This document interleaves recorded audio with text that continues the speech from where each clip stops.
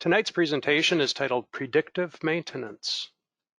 And our presenter is Mike Busch.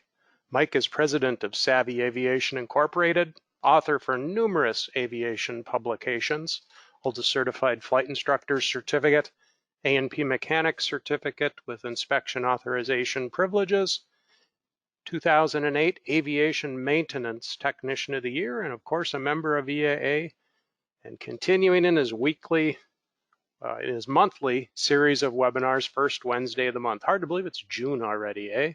Mike, I'm going to turn control of the presentation over to you. It only feels like weekly, right? It's all good. Okie doke. Let's see if we can get a slide up here. Good evening, everybody. And I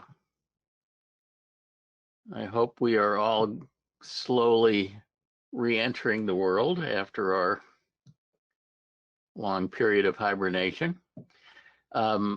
Subject tonight is kind of interesting. I want to kind of explore with you some stuff that's sort of on the bleeding edge of technology. No war stories tonight. No airplanes stuck in Sheep Dip, Nebraska. We're going to be just talking about some stuff that's been going on over the last well, actually a couple of decades in the airline industry, and it's just starting to affect us in piston GA. That promises to help us do a better job of maintaining our airplanes in a more efficient fashion in the future. You know, for a long time, I have been preaching the gospel of reliability-centered maintenance, done several webinars on the subject, written books, or a number of books on the subject of reliability-centered maintenance, including my little first book, Manifesto, which was a plea for us to start doing things that way. And I won't go into all of the nitty-gritty about what RCM entails, but probably the most important aspect of reliability-centered maintenance is this concentration on doing condition-based maintenance. An awful lot of the maintenance that is traditionally done on piston GA aircraft is scheduled preventive maintenance.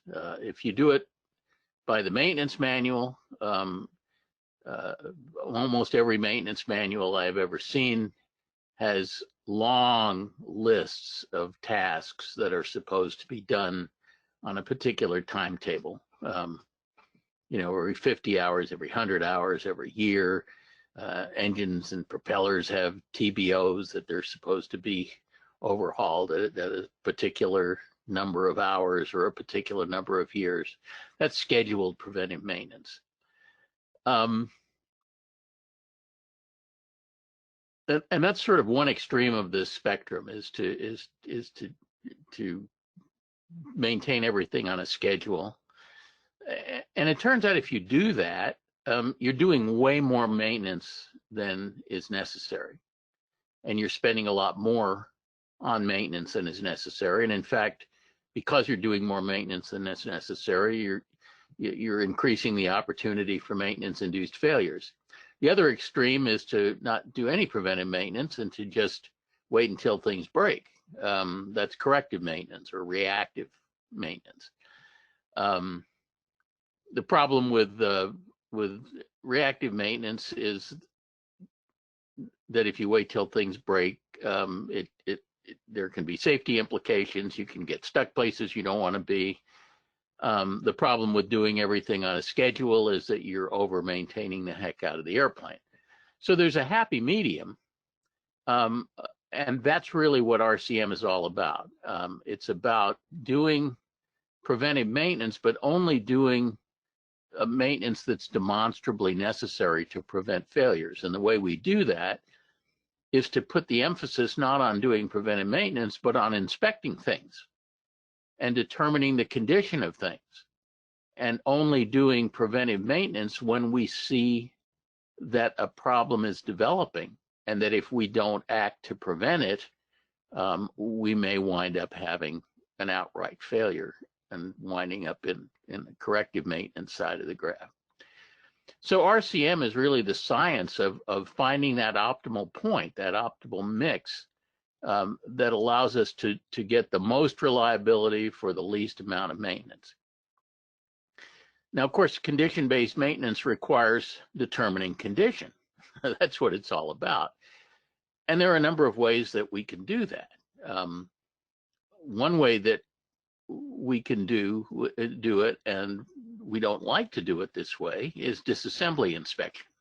We take stuff apart and inspect it and see what its condition is.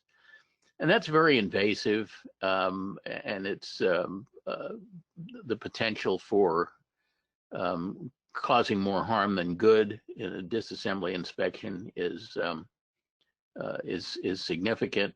There are some things that we have no choice but to do disassembly inspection on, like magnetos, because there's no other way to determine the condition other than take them apart. But most things aren't like that. So we try to do as much of the inspection as possible in a non-invasive way. We can do direct visual inspection of things, and it used to be that was confined to the outside of things, but nowadays with low-cost borescopes, we can do quite a bit of looking inside of things in a way that we didn't used to be able to do in a non-invasive way. To borescope cylinders, basically all you have to do is remove a spark plug, which isn't very invasive, and then you can stick an instrument in the hole and look around. We do a fair amount of inspection based on indirect evidence, things like compression tests, spectrographic oil analysis, scanning electron microscope analysis of oil filter contents. There are quite a few tools that we have for determining condition based on indirect evidence. And more, we are starting to use data that comes from sensors that are built into the airplane. And that's really what we're going to be talking about tonight. It's what's called predictive analytics, and it's based on determining condition of the airplane through data that the airplane produces itself as a result of sensors that are built into the airplane. During the last 2 decades that I've been preaching reliability-centered maintenance, there's been another quiet revolution going on, largely in the airlines, in predictive analytics. And there's been a lot of stuff done in the airlines. I'm going to tell you just a little bit about it. But this quiet revolution is quietly trickling down the aviation food chain into GA. So I'm going to tell you a little bit about what the airlines have been doing, which is really quite impressive. And then I'm going to tell you a little bit about what's going on in piston GA. We're pretty far behind the airlines in this area, just as we have been behind the airlines in terms of doing condition-based maintenance. Owner flown GA is always kind of the last guys to get this stuff, but it's coming, and it's important to know about. Modern air transport aircraft are built with thousands of sensors built into the airplane. Almost anything that is measurable in an aircraft has a sensor. There are sensors for all sorts of engine parameters, electrical system, hydraulic system, air data, vibration sensors, sensors for determining things like flight control position, landing gear position, all sorts of fluid levels, cabin pressurization, you name it. There's just thousands of sensors built into modern airliners. And all of the data from all of these sensors winds up going into a unit called a DAU, a data acquisition unit, where it's digitized. Typically the sensors provide analog data, and the DAU converts to digital data. And then the digital data is either downlinked to the ground in real time, or it's captured by a box called a quick access recorder, QAR. And then when the airplane lands, the QAR data is extracted. It might be on an SD card, it might be over the cellular network. There are ways, a bunch of ways of doing it. But there's this huge mass of data that the airliner is collecting every minute that it flies. And then that data is digitized and either transmitted to the ground or recorded and then extracted after the airplane gets on the ground. So what do we do with all this data? Well, we do lots of things. We use the data forensically after air crashes and stuff. But one of the things we do with it is predictive analytics. And predictive analytics uses computer algorithms to process this massive data and try to detect patterns that indicate that something is starting to go wrong in some system or some component of the aircraft, and that pattern is indicative that some kind of preventive maintenance is necessary in order that the component or the system not fail. And so the whole idea of using predictive maintenance is that it takes us one step further towards efficiency in terms of doing maintenance, if you will, just in time, not doing unnecessary maintenance, but not letting things go to the point of actual failure where we have to do corrective maintenance. So the potential of predictive maintenance, which is much more sophisticated than inspection-based condition-based maintenance, is to move us a little further down this curve of catching these things just at the right time. Now, there's some of this stuff is very easy to do, and some of it's not so easy to do. Detection of parameter degradation or exceedances or adverse trends, that's easy. Telling that the aircraft has low tire pressure, for example. Nowadays, you know, a 777 flies to Abu Dhabi, and when it gets on the ground, there's some people standing by there to put air in the tires because the airplane has been transmitting down to the ground a whole bunch of information. And one of the things that it said is, I've got some low tire pressure on the right main gear truck. And so they're already, they know what needs to be done in the airplane before it ever lands. So those are the sorts of things that are fairly easy to do.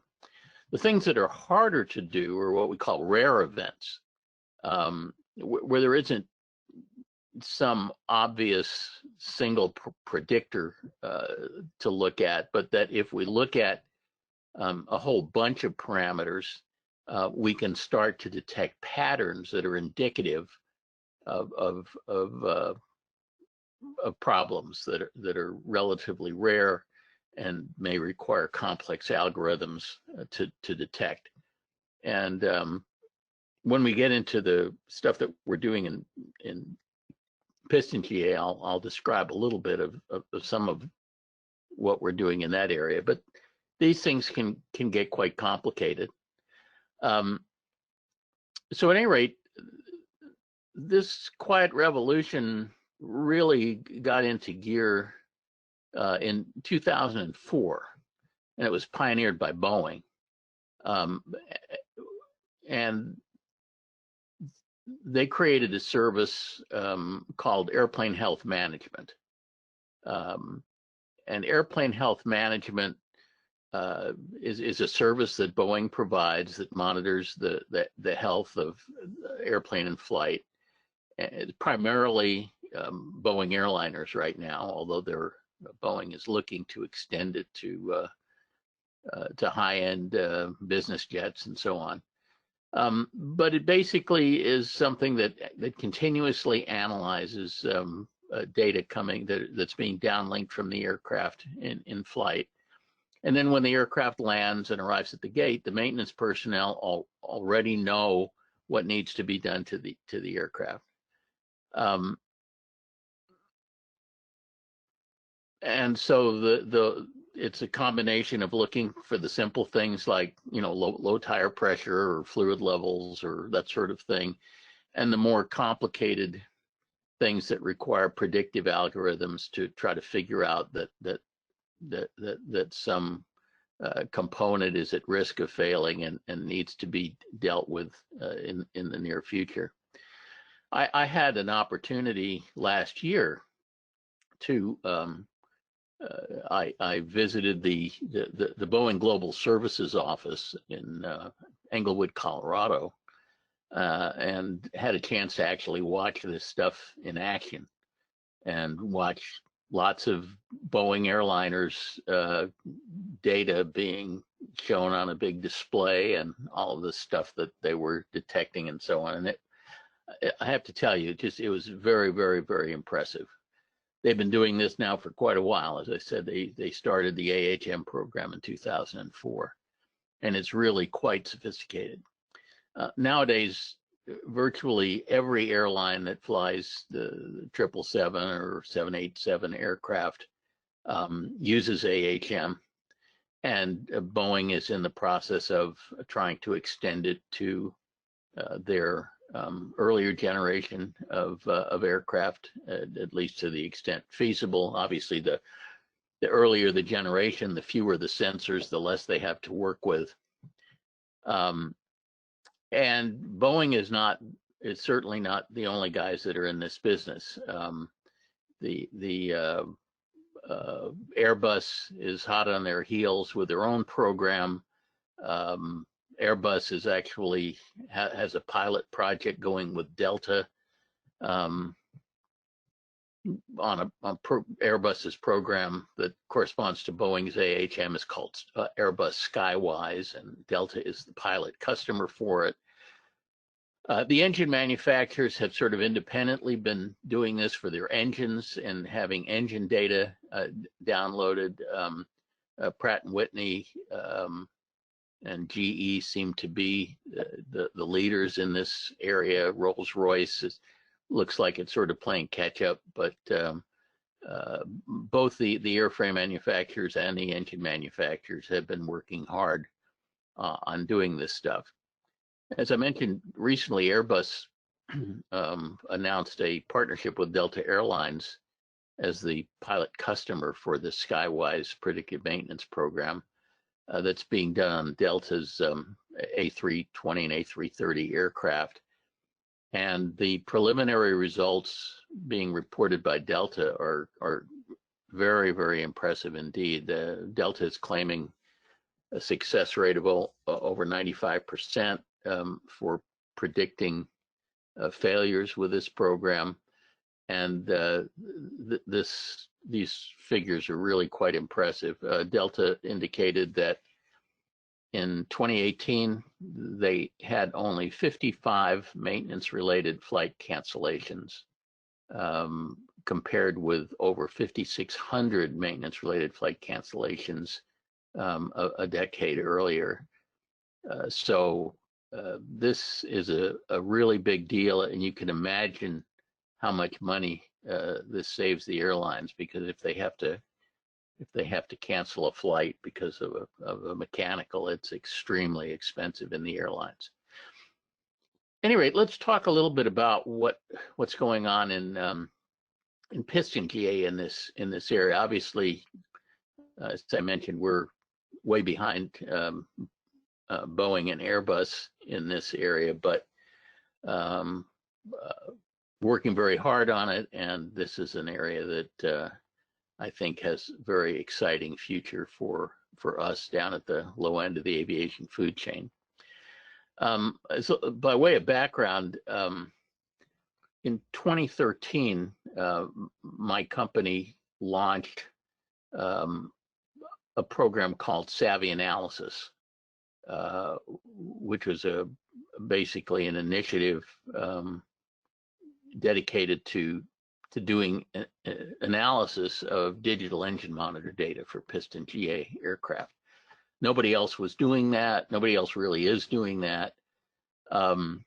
We created a very sophisticated platform for allowing that data to be analyzed by humans, graphing it out and so on, and in providing analytical tools for use to analyze the stuff. We made the platform free so that anybody who wants to can use it, and we've got 10,000 people using it. We also offered a service called Savvy Analysis Pro, where our team of analysts would look at the data and provide analysis to aircraft owners. The Pro is not free, but it's not very expensive. And we also launched a program called ProPax, which was really aimed at mechanics, to give mechanics the ability to submit data and get it analyzed. And today, the whole Savvy Analysis complex represents probably about a third of my company's business, maybe even just a little bit more than a third. But it's a very rapidly growing part of our business. The platform that we created is web-based. It was designed to support data streams from literally every make and model of engine monitor that's ever been built, both certificated ones and experimental ones. And if somebody comes up with a new engine monitor that we don't know how to deal with, it usually takes us less than a week to add a new parser for that new kind of engine monitor. So we can pretty much handle data from anything. And because it's web-based, the tools can be used on any device that has a browser. So it doesn't matter whether you're running a PC or a Mac or an iPad. All of the tools are accessible regardless of platform. It's turned out that this has just been an incredibly powerful tool for diagnosing a very broad range of problems. Problems with aircraft, problems with the pilot not operating the aircraft correctly, problems with the instrumentation itself. So we can look at things and say, hey, you've got a probe going bad or a sensor going bad. We've used it forensically for determining the cause of an accident or incident. We've done some work with the NTSB, and it looks like we're going to be doing a lot more work with the NTSB on this stuff. Besides being very powerful, one of the really nice things about using engine monitor data is that it is totally non-invasive. It's always on, it's always monitoring things, and it doesn't require taking anything apart. So it's just about the ideal way to do monitor condition to within the bounds of what we can with the sensors available. And we've been able to do remarkable jobs of detecting ignition system problems, right down to the bad spark plug or mag timing and so on. And I won't go through these slides. We have done webinars on this stuff before. It's very, very excellent at detecting all sorts of fuel system problems, abnormal combustion events, detonation, pre-ignition, that sort of thing. And this is particularly useful in a forensic context when something comes apart and we want to find out why it came apart. Electrical system problems, instrumentation problems, lots of human problems of pilots who aren't operating the equipment correctly, and so we've been able to help a lot there. Where it's pretty common to get reports of saying, my engine is running rough or something like that, with the assumption being that it's a hardware problem. And then we take a look and it turns out it's not the hardware at all. It's the fact that the pilot isn't managing the power plant correctly, and the power plant's complaining as a result of that. So we've been doing this since 2013, and in the course of that time, so I guess that's about 7 years, we've now got over 2.5 million discrete flights in our database, flown by somewhere around 10,000 different piston-powered GA airplanes, something like 200 billion data points. So there's a lot of data in our database now, and we've been spending a lot of time thinking about how we can make use of that data in the most useful possible way. So in 2015, we launched a program called the Savvy Analysis Report Card. And the whole idea of the report card was to be able to show an aircraft owner how all sorts of parameters for his aircraft compared with all of the other aircraft of the same kind that we follow. The idea for this sort of came from oil analysis, where some of the labs will, when they send back a report on your oil, don't just tell you, you've got so many parts per million of iron and so many parts per million of aluminum, but they also show you what the average amount of iron and aluminum is on all of the other engines of the same type that they follow, so that you can sort of see where you lie with respect to other engines of the same type. Well, our idea was to do the same thing on a much broader basis for aircraft, and so we look at things having to do with performance, efficiency, equipment longevity, and compare with all of the other aircraft of the same kind that we have in the database. We call it a cohort. So we're comparing your aircraft with a cohort of other aircraft that are comparable. Here's what a real report card looks like. It reports on a whole bunch of different parameters. How many parameters it reports on depends on what kind of equipment you have in your airplane, how many sensors you have. So the more heavily instrumented your aircraft is, the longer the report card's going to be, and the more things it's going to report on.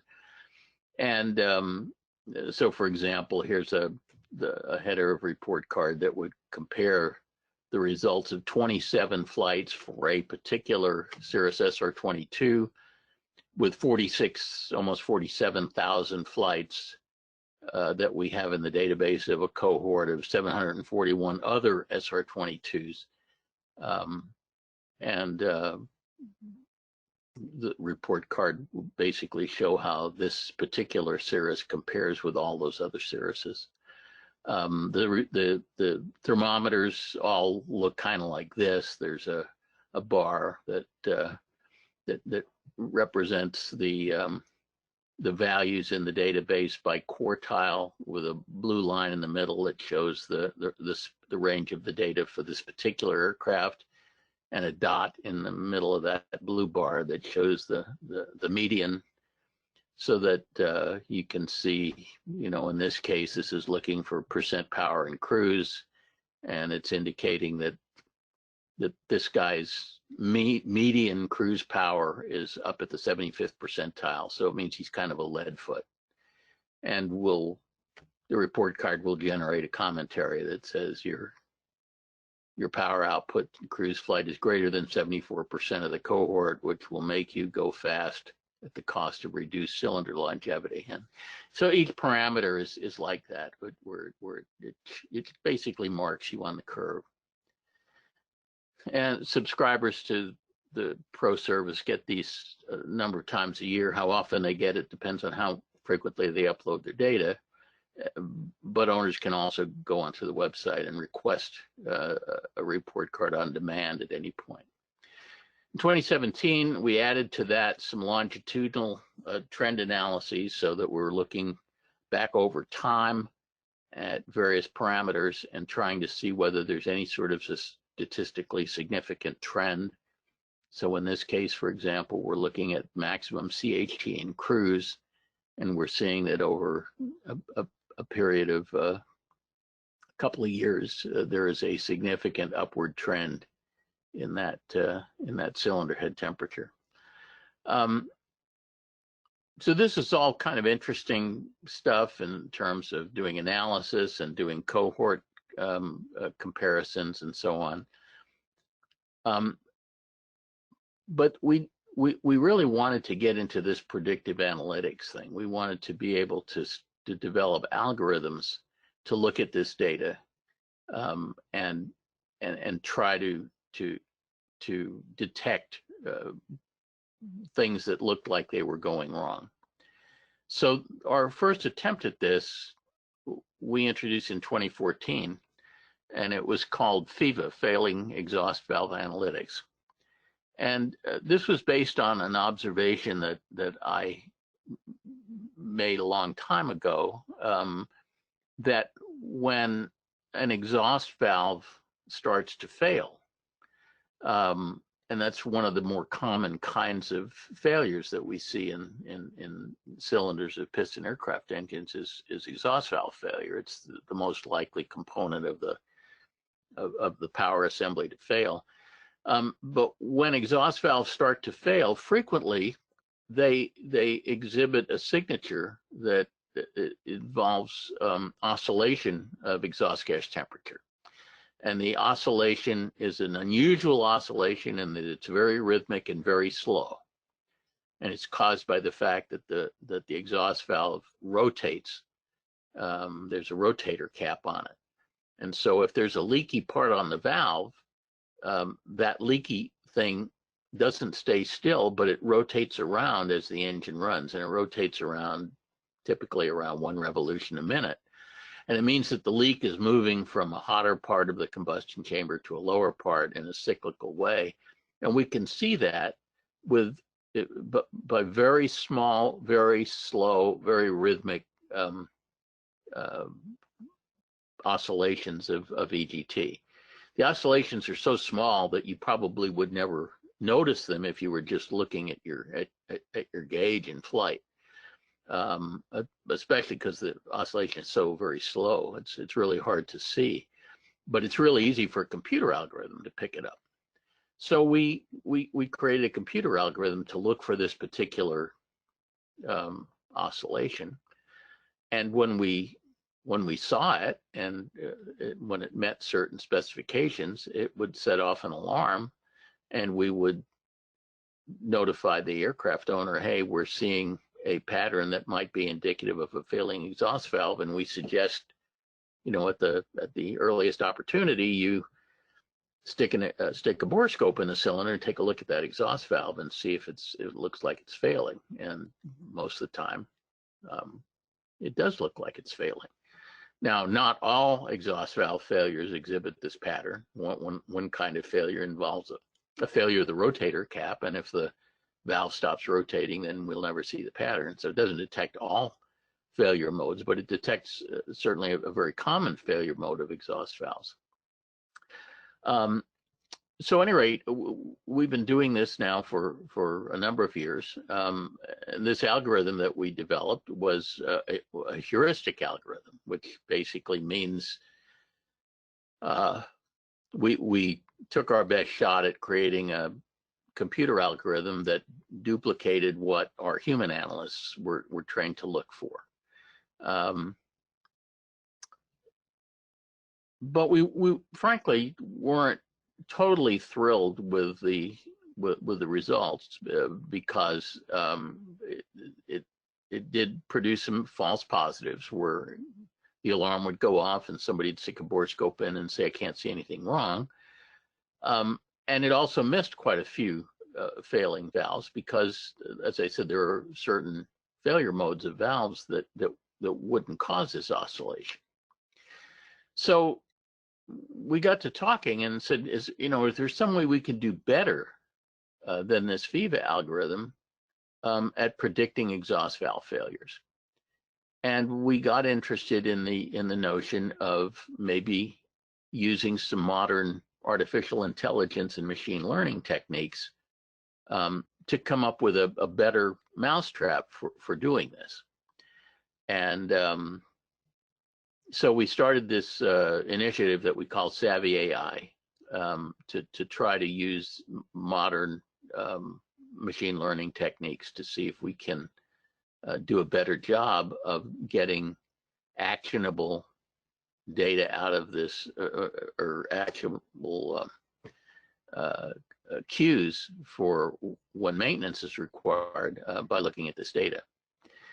And so we've just started to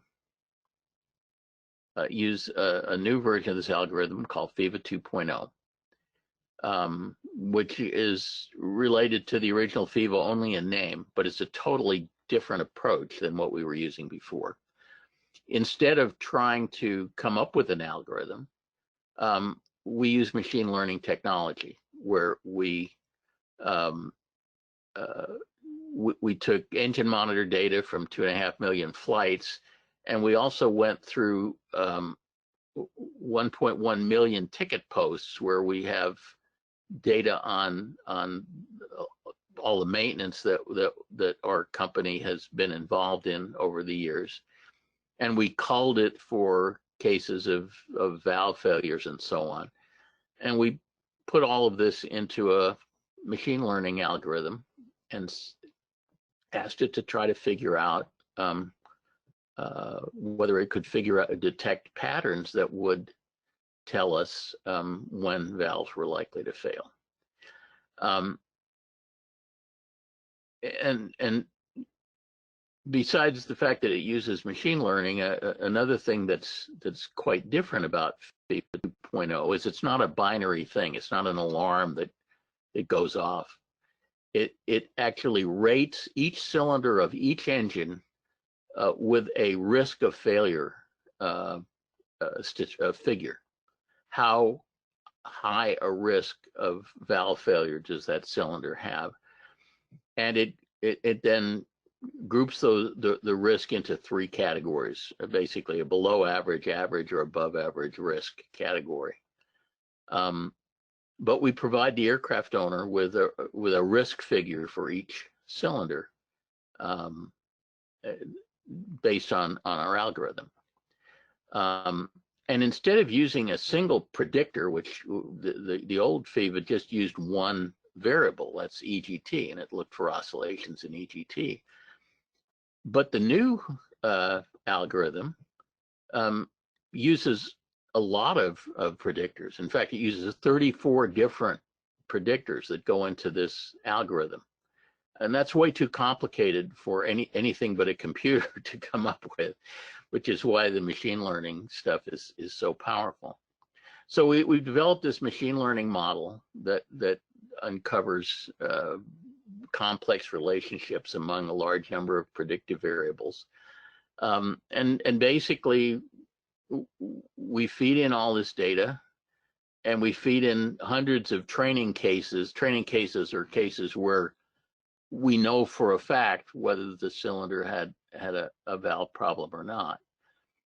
And we basically ask the computer to figure out an algorithm that gives that predicts the risk of failure, and come out with essentially a bar chart, a histogram that depicts for each cylinder in the engine what the risk score is for valve failure.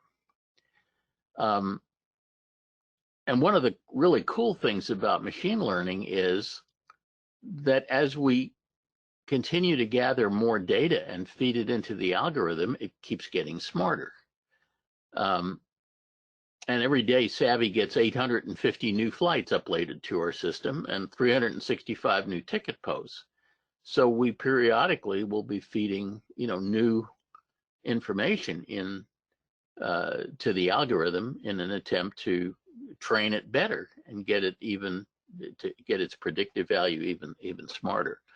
But already we're seeing that FIVA 2.0 is significantly more accurate than the original FIVA, both in terms of finding more problems and giving fewer false positives. And as we keep training it with more and more data, and we're actively asking our users to send us borescope images, and particularly to send us borescope images whether or not the valve's in trouble, because it's just as valuable to have known good cases as known bad cases when you're training an algorithm like this. So what the aircraft owner now is getting, instead of a FIVA alert saying, you know, we're worried about your cylinder number 3, better stick a borescope in there, is he's getting a periodic report that looks like this, where each cylinder has a risk score associated with it. And we arbitrarily are dividing those risk scores into 3 groups: below average, average, and above average. And a cylinder that falls into the below average category is roughly half as likely as an average cylinder to have a valve failure. And a cylinder that falls into the above average category is something like 4 times as likely to fail as average. That's all very rough. Here's kind of a scatter diagram that kind of shows a bunch of our test cases, and then the blue line, the blue curve, represents the output of the FIVA 2.0 risk algorithm. So it is attempting to come up with a value that provides the best fit for the data that it's being trained with. But of course, as you can see, when you start getting into high risk scores, there's a lot of scatter. So the risk could vary all over the place. We're just trying to come up with an approximation to it. So at any rate, this so far looks like a very successful program, and we've now rolled it out. We sent out 1,000 FIVA 2.0 reports to customers yesterday, and this has become part of our normal offering now for Savvy Analysis Pro clients. Now we're working on another similar problem where in a different area, and it's what we call SEVA, sticky exhaust valve analytics. And this is addressing a quite different problem, but it's a problem of sticking exhaust valves. This is a problem that's more common in Lycomings, but we're starting to see it more in Continentals, where the exhaust valve gets deposits built up on the valve stem and doesn't slide freely through the guide because of those deposits. The deposits are, I actually just wrote an article on this, and we'll be doing an upcoming webinar about why valves stick, but it turns out that the deposits are something called lead oxybromide, and they're caused by inadequate lead scavenging of the tetraethyl lead in avgas. It's basically a problem that would largely go away if we ever got to the point where we're using unleaded fuel in these engines. But in any case, it is a significant problem, particularly in Lycoming engines, and it can result in some pretty serious damage to the engine, including significant power losses, and in a few cases catastrophic engine failures. Typically, the initial symptoms of sticking exhaust valves is roughness that's noticed when the engine is first started cold. That usually then resolves itself as the engine warms up. And a lot of pilots incorrectly attribute that roughness to a oil-fouled spark plug or something, but it's almost never an oil-fouled spark plug, because if you think about it, all of the bottom plugs of the engine could be oil fouled and it would run perfectly smoothly because it'll run fine on just the top spark plugs. So the only way you get a rough running engine is when some cylinder isn't making power. Of course, if the exhaust valve is sticking and won't close fully, and then you can't really develop any power in the cylinder. And as the cylinders warm up, usually the fit between the valve and the valve stem and the valve guide loosens up a little bit, and the problem tends to go away. But if this morning sickness is not noticed and aggressive remedial action taken, it can get worse to the point where the valve will stick in flight. And if it sticks in flight, then something's got to give in the valve train. And typically what gives is the push rod, because it's usually the weak link in the chain. But other things can give. There's a picture here of a rocker shaft support that broke because of a valve that stuck closed and wouldn't open, and so it can cause some significant problems. And in rare cases, there'll be a valve strike. If the valve sticks open and the piston comes up and hits it, you can have a valve strike. And if the head gets knocked off the valve stem and it gets in just the right position, it can shatter the piston and cause a real catastrophic engine failure. But what more often happens is it just shuts down one cylinder, which if you're flying behind a four-cylinder Lycoming is a pretty serious event, which often will result in an off-airport landing because four-cylinder Likes don't like to run very well on three cylinders. So at any rate, our goal with the SIVA algorithm is to look at engine monitor data that is captured shortly after engine start, and to try to identify this problem and alert it.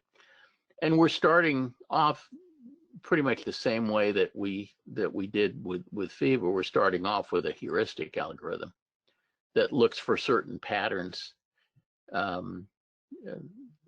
Typically an EGT that either starts off way below the others and then catches up, or as the engine warms up, or one that starts up and then drops and then catches back up. And so we're going to start doing sticky valve alerts, and then eventually the hope is that when we get enough of these cases in the database, we can use machine learning to come up with an even better algorithm for it. So really the sky's the limit on what we potentially can do with this. On our agenda is algorithms to detect detonation pre-ignition events. That should not be too hard to do because they're pretty easy to see, and we've seen an awful lot of them. So we have a lot of data that we can use to train the algorithm with. Possibly detection of worn cam lobes or collapsed lifters, problems with the valve train.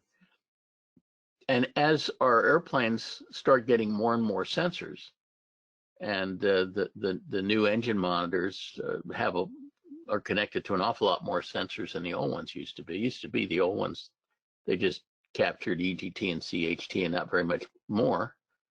And nowadays, like if we're monitoring something like a Cirrus, we've got all sorts of things, air data and fuel levels and all sorts of electrical system values and GPS data, so we even know where the airplane was when something happened. And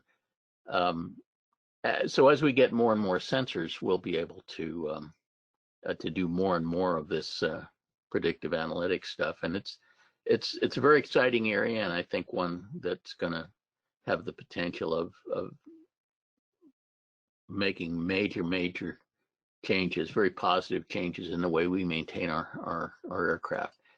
It's clearly the wave of the future, and the more sensors that we get in our airplanes, the more comprehensive tool it will become. And over time, it will increasingly be our airplanes themselves rather than our mechanics that tell us what maintenance needs to be done. So, Tim, that's all the prepared material I have. We can open it up for some Q&A. I just want to remind everybody, and this may or may not be the last time I make this announcement, but during the COVID-19 lockdown, we are still offering free breakdown assistance service that you can sign up for free at savvybreakdown.com. We promised to keep it free until at least the end of this month, but we may extend that depending on how the return to normalcy is. And anybody who signs up for the free service when we do return to normal, you'll have a chance to sign up for the paid service at a very deep discount from what our normal rates are. Anyway, with that, why don't we open it up for some Q&A? All right, Mike, thank you so much. Let's get into. We got a full house again tonight, huh? Yeah, almost 1,000. So Lori's question is Savvy analysis feasible for a Cessna 150 with a Continental 0200? Absolutely. And this is the thing that I've been talking about for a long time, that there seems to be this notion that engine monitors are only for sophisticated high performance aircraft. And in fact, the way I view it, it's really quite the opposite. I fly a piston twin with two 6-cylinder Continental engines, and if I swallow a valve, I will proceed to the destination and cuss about how much it's going to cost to fix. If I was doing that in a Bonanza with one 6-cylinder engine, I would probably declare an emergency and land at the nearest airport. And if I were doing it in a 150 or 172 with 4-cylinder engine and I swallowed a valve, there's a fairly good chance that the airplane would wind up landing off airport. So, from my way of thinking, the less redundancy you have in the aircraft, the more you need really, really good data to know what's going on, because the risk of something going wrong is much greater when you have that much less redundancy. So I think the small, simple airplanes really need engine monitors. You can put one in for a couple $1,000, and it's one of these things that pays for itself very, very quickly, because it's able to pinpoint problems in a non-invasive way so that you don't wind up having to have mechanics taking things apart, and to be able to to say, hey, I've got a problem with the bottom spark plug in the number 3 cylinder. It's just worth its weight in gold, and that's exactly the sort of thing you can do with an engine monitor. I mean, I wish somebody would come out with $1,000 absolute, minimal engine monitor. So far, nobody has. But the bottom end ones are not unreasonably expensive, and as I said, they do pay for themselves very quickly in reduced maintenance cost. Colleen says that downloading the data is inconvenient. Is there a way to automatically download our data from the engine monitor?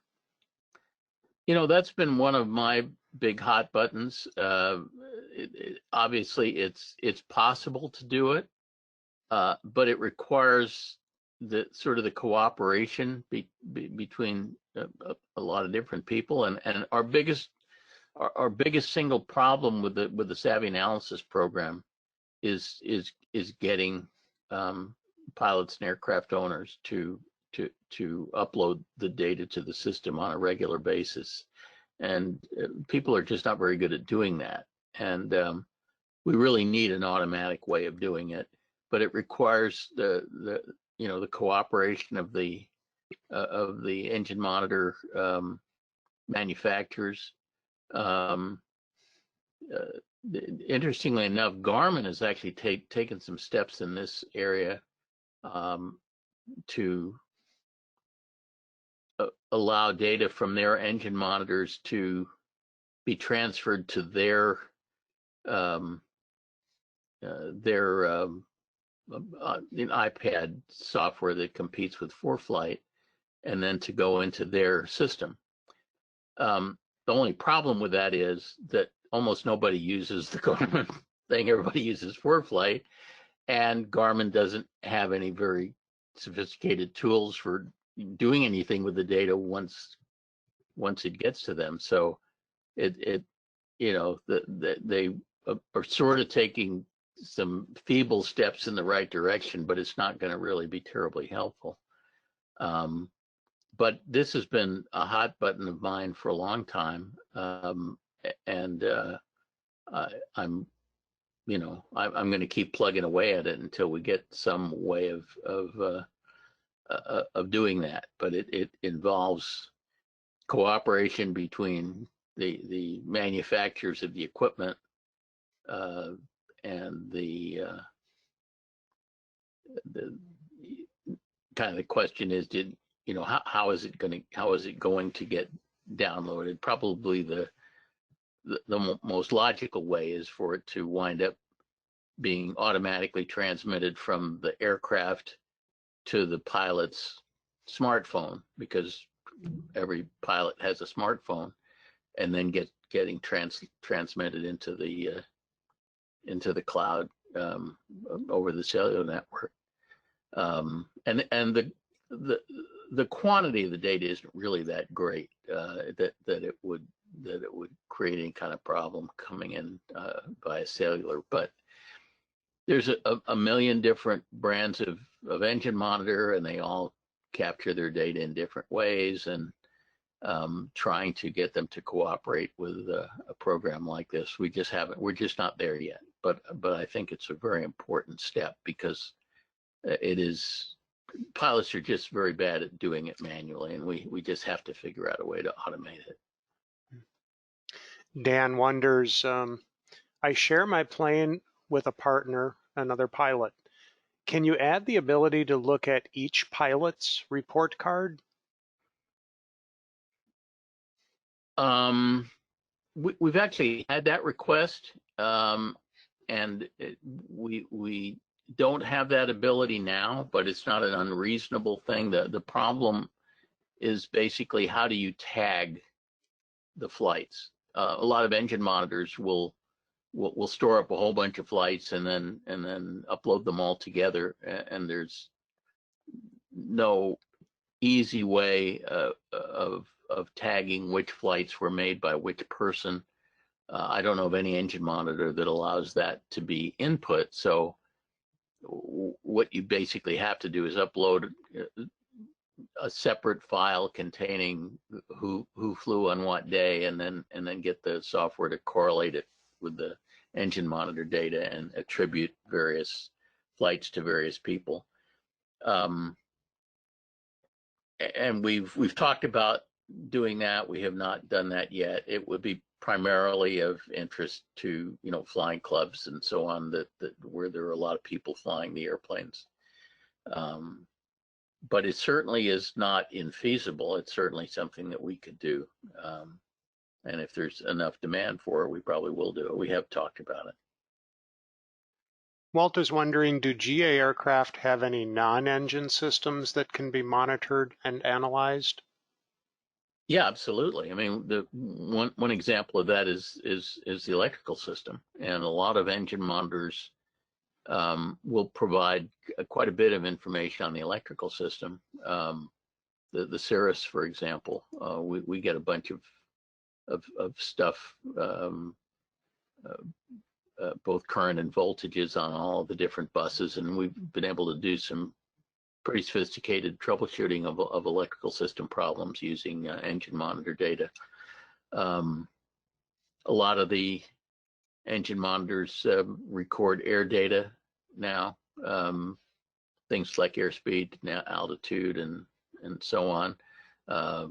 Lots of them record fuel flow.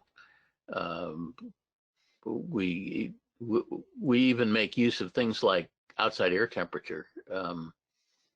If an engine monitor records outside air temperature but doesn't record altitude, we can use outside air temperature as a proxy for altitude, because one of the things that we need to know when we're doing analysis, especially predictive analytics, so automated analysis, is to identify the cruise segment of the flight when the airplane stops climbing and when it starts descending. And if we don't have altitude data, sometimes we'll use outside air temperature data as a proxy for that.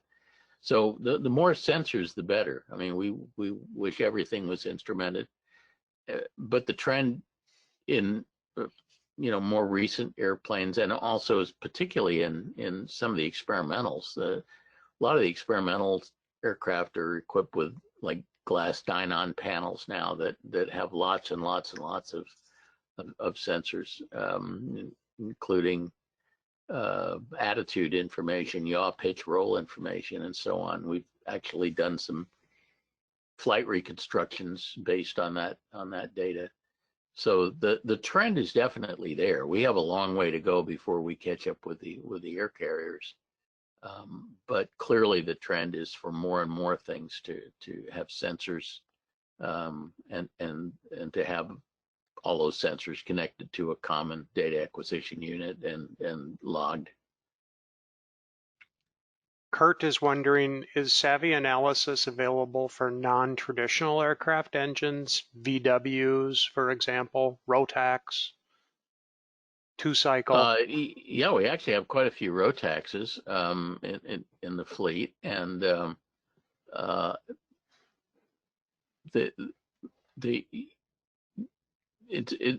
basically, if you have an engine monitor with a bunch of EGT and CHT sensors and so on, I mean, we don't really care that much whether it's a Lycoming or a VW. It's all going to be the same. It gets a little more complicated with the Rotax 900s because they don't really have cylinder head temperature sensors. They have coolant temperature sensors and so on in there, and they don't have one per cylinder. But yeah, we do all sorts of engines.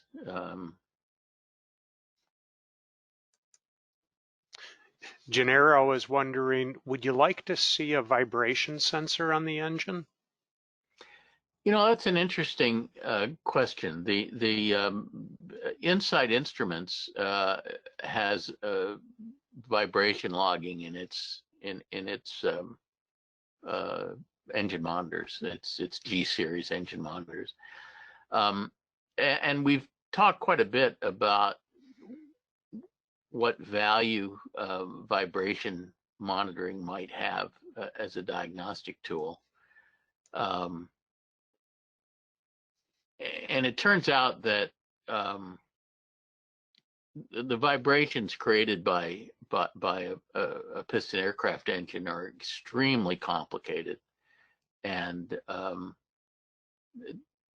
it requires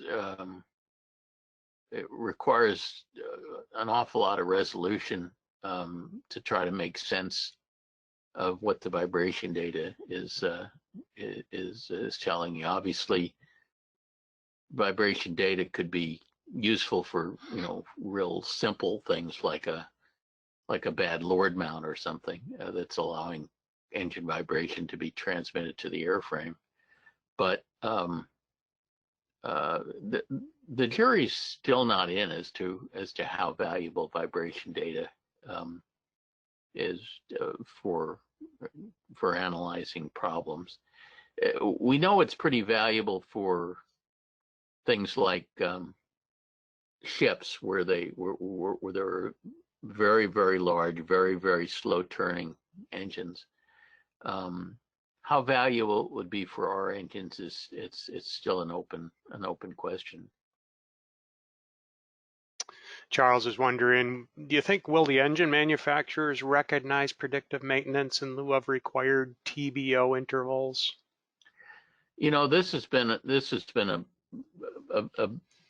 big thing of mine for a long time, because I think that it's frankly stupid for engine manufacturers not to provide a very powerful incentive to aircraft owners to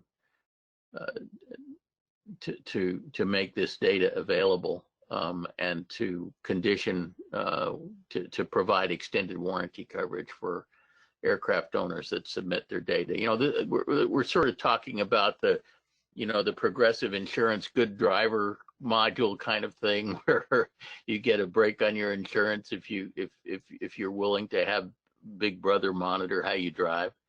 The same thing could be immensely valuable for our aircraft. And actually, the one engine guy that was really excited about this that I've talked to was Jimmy Tubbs at ECI. But then, of course, ECI went away and Continental acquired their assets, and Continental and Lycoming so far seem to have no interest in this. But I think they're missing a big bet. I really think that it would be tremendously beneficial for the engine manufacturers to, first of all, equip their engines with a sensor package going out the door, rather than having it be something that's added on aftermarket, and to provide an incentive for aircraft owners to make that data available to the manufacturers. And the incentive would presumably be an extended warranty if you did that. Because I think having access to the data about how these engines are actually being operated and so on would be immensely valuable to the engine manufacturers. And the extended warranty would certainly be valuable to the aircraft owners. So it seems like a real natural to me, but I've not been able to get anybody at Continental or Lycoming to get on that bandwagon. And the ECI was real interested in it, but then they went away. So Few people have kind of wondered this. Jim's question sums it up. What's your preferred engine monitor for something like a Cessna 172M? They were to install one. There are a lot of good ones out there, and there's a very wide range of how much money you can spend. You can get some really fancy stuff and spend lots of money on it. For a Cessna 172M, I probably wouldn't want to spend a tremendous amount of money on an engine monitor, so I would probably want to be looking at some entry-level thing. And the JPI 730/830 is a good engine entry-level engine monitor that's not too expensive. The Electronics International CGM 30P is a really nice unit. And Insight, I guess their entry-level monitor is the G2, and all of those are acceptable. Those are probably the ones I would look at if you wanted to do this on a budget. I wish somebody would, like I say, I wish somebody would come out with $1,000 entry-level 4-cylinder engine monitor instead of, right now it's about $2,000. But so far nobody is really so far the real push has been up at the high end of the market, where I think the real need is at the low end of the market. And I wish somebody would try to come out with a lower priced one than the lowest priced ones that are available today. But still, they're not unreasonable, and they do pay for themselves rather quickly. Dennis is wondering, what should the record frequency be set at on an engine monitor? Well, our ideal value is to sample once per second. There are some engine monitors, some of the older ones that aren't capable of sampling that often, in which case you use the highest frequency you can. Sampling more than once a second isn't really of very great diagnostic value. And so there are some engine monitors that sample more frequently, and our platform will actually downsample that data to once per second when it's uploaded into our system, just so it doesn't take up ridiculous amounts of space in the database. But one sample per second of as many sensors as you possibly can have is really our ideal. William says on FIVA 2.0, I have 5 cylinders below average and 1 slightly on the average category. Any concerns at this point? No, no. As long as you don't have any that are that are showing above average or close to above average, I certainly wouldn't be concerned. Still, I would always recommend that every cylinder be looked at with a borescope once a year, and I wish more mechanics did that. Borescopes are cheap.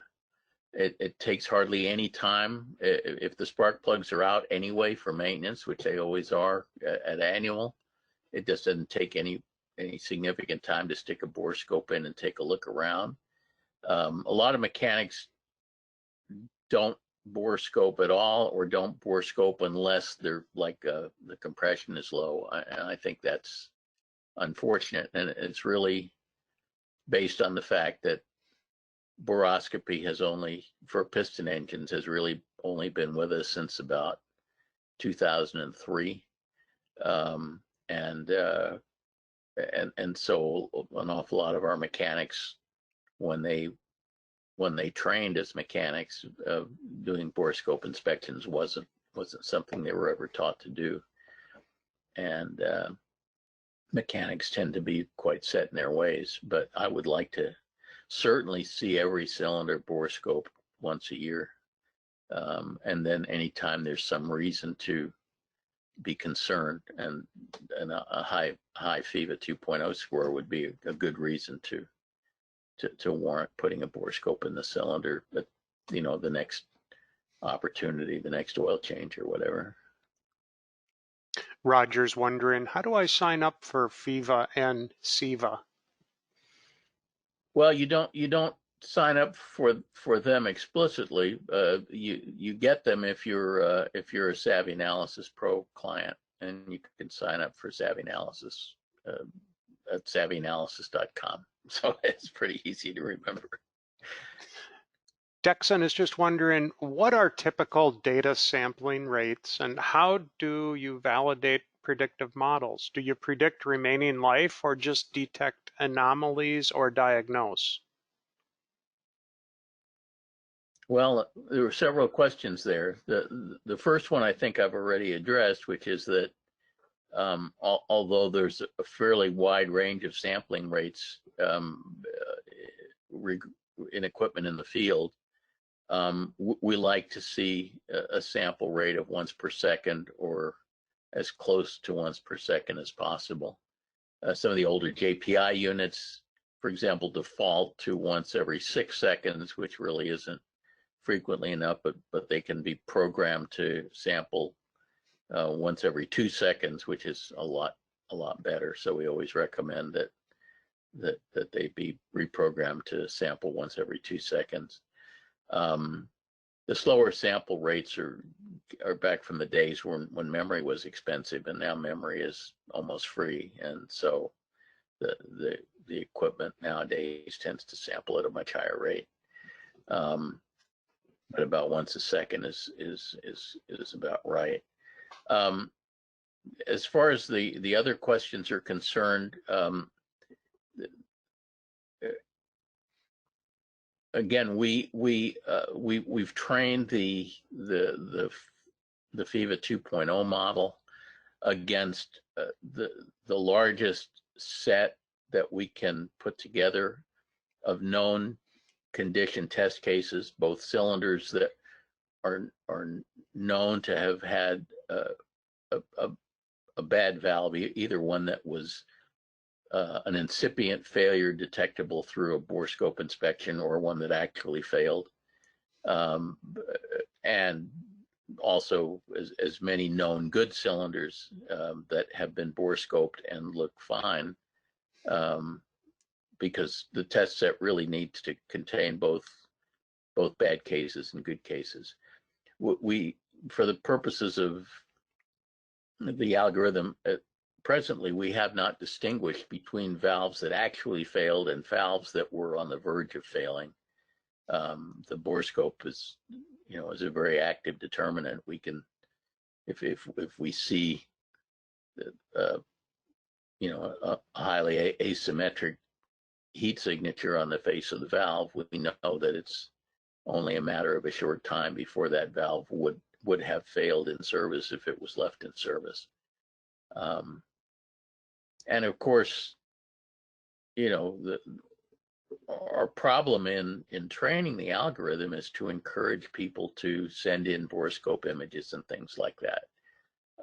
We have a fairly decent set of aircraft whose maintenance we manage and where we keep really good records on them. We have a much larger set of people who use our analysis service but don't have us manage their maintenance, and then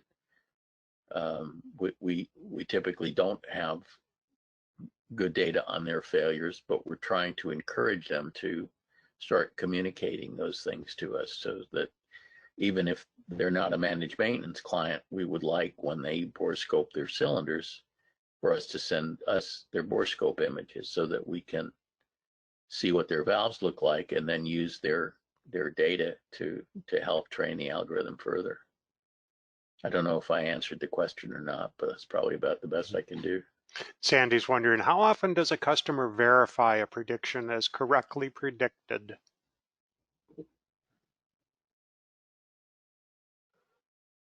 I don't know the answer to that. Sandy stumped you? Wow! Congratulations, Yeah, no, Sandy. I mean, I don't know that we've collected statistics about that.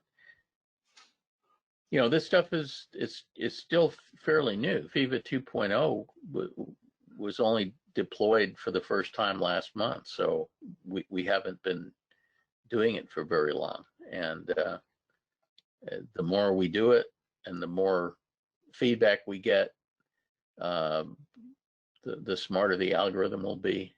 But we already know from the test cases that FIVA 2.0 algorithm does a significantly more accurate job than the original heuristic FIVA 1.0, if you will, algorithm did. So it's definitely a big step in the right direction.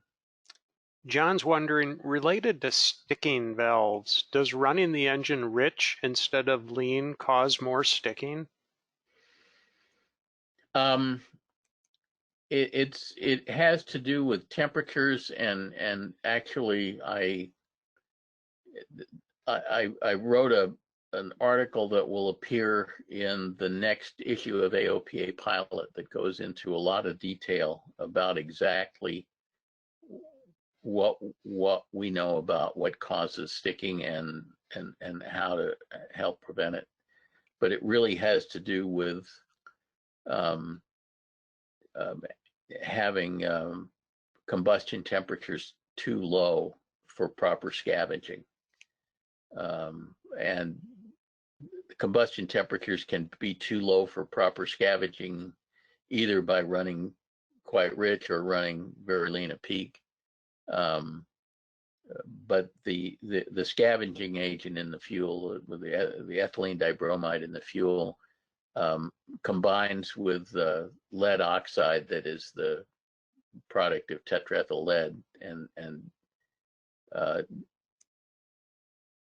through a fairly complicated series of chemical reactions that require a certain minimum temperature in order to remain in gaseous form.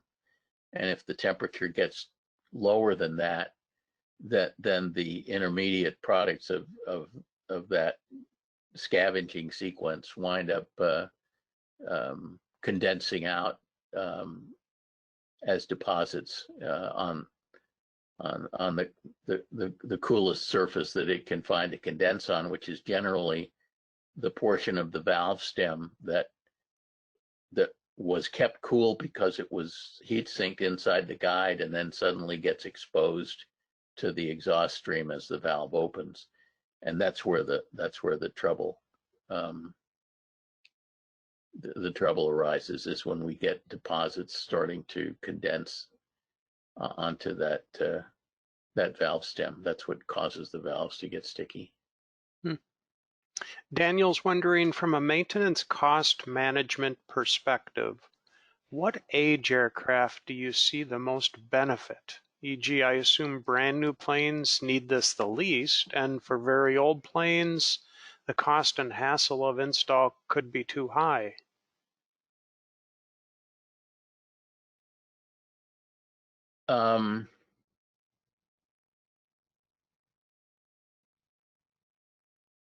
Well, again, I think that that question kind of misstates the case. Predictive analytics is not the only reason that one would install an engine monitor in an aircraft. Predictive analytics is allowing us to take a recording sensor system that's already in the aircraft and make more productive use of it than before. But we aren't saying, you know, we're doing FEVA and SEVA and therefore you should put an engine monitor in the aircraft. There were really good reasons for putting an engine monitor in the aircraft long before FEVA ever came around. So I don't really agree with the premise of the question. Lewis is wondering, what engine monitor do you have in your 310?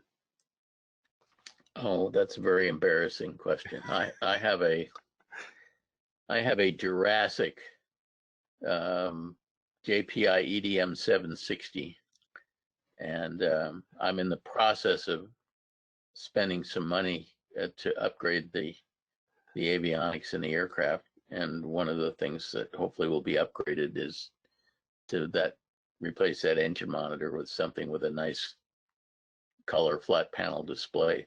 But I have a very old engine monitor. I have a very old airplane. I mean, I've owned that airplane for 32 years, and it was built about 40 years ago. So,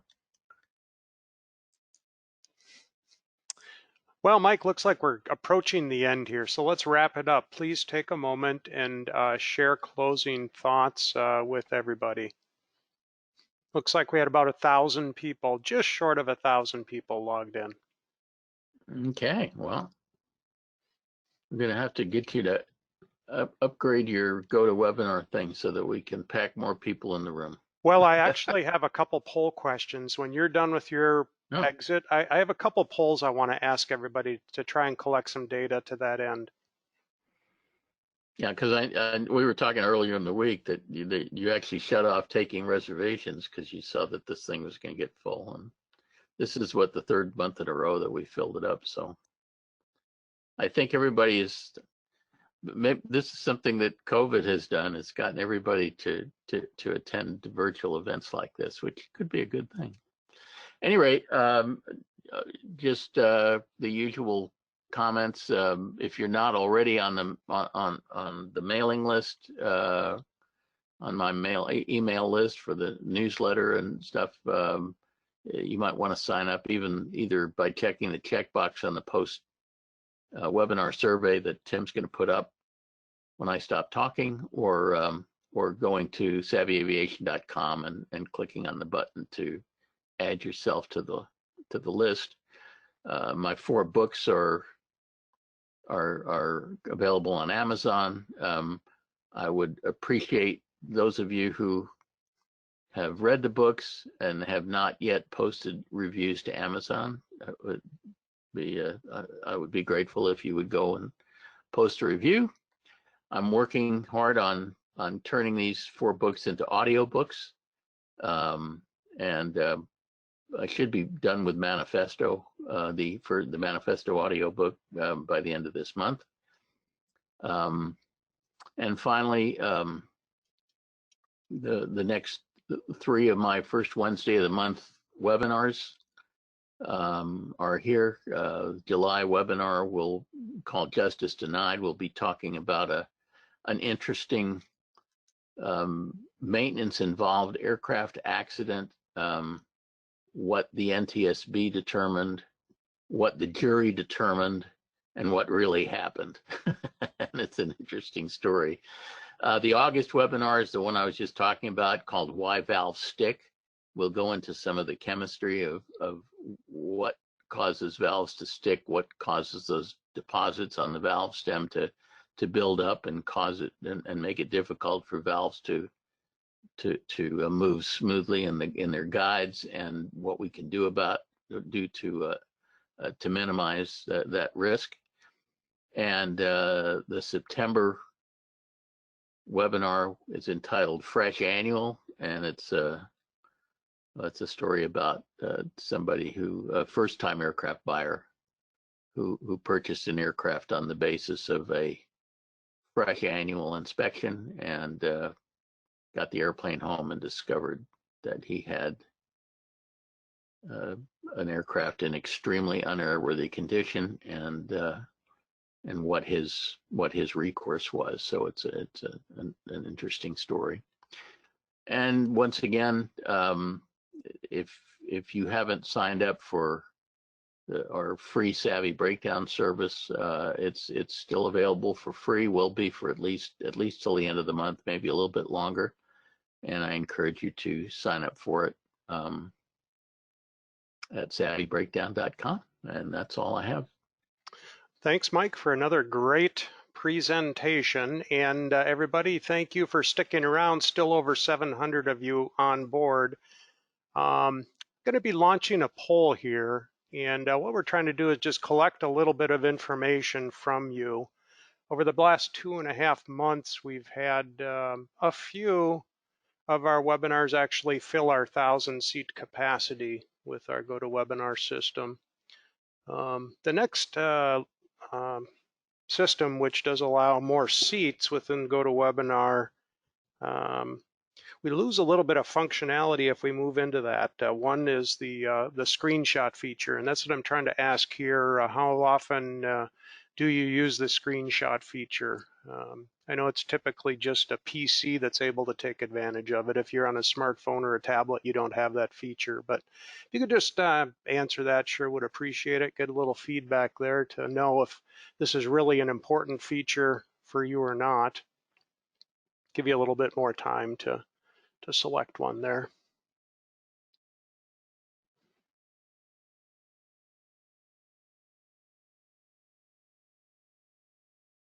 All right, well, thank you. I'm going to go ahead and close it, and so everybody can see, I'm going to share it. Very mixed. For the first 3, equally distributed. About 17% using smartphone, tablet, or iPad. Very good. Okay, I'm hiding the results here now, and I have a second poll question here, and this is the last one, just so you know.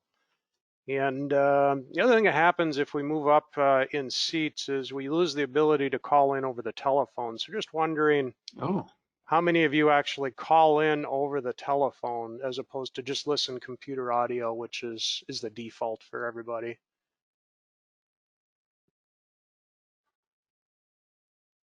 And voting is quick on this one, of course. So I'm going to close it and we'll share our results. So 9% call in over the phone. Have you ever? All right, well, great. This is some data for us. Thank you so much as we try and determine moving forward to accommodate as many people as we possibly can with the webinars, which is, of course, our goal. As many people to tune in live as possible and enjoy the live experience. Of course, we always make the video available for later playback, and you can always get Wings credit by watching that video later. If you just go ahead and email webinars@eaa.org and request Wings credit, we'll always validate it for you. So with that, folks, thank you so much for tuning in tonight. Mike, you did a great job. Sure did appreciate your presentation. Very forward-looking. Your service to the GA community is, very much appreciated. It's cutting edge. Thank you so much for trying to bring us in and take advantage of this new technology associated with electronic instrumentation and computers. Thank you all. Thank you so much for that, Mike. Really appreciate that. You bet, Tim. Well, next month we're going to go back to some old technology. So, Good to have both. anyway, and thank Everybody, you very much for everybody who came. It was a really great turnout. thank you all so much for joining us. Have a wonderful evening, everyone. See you next time.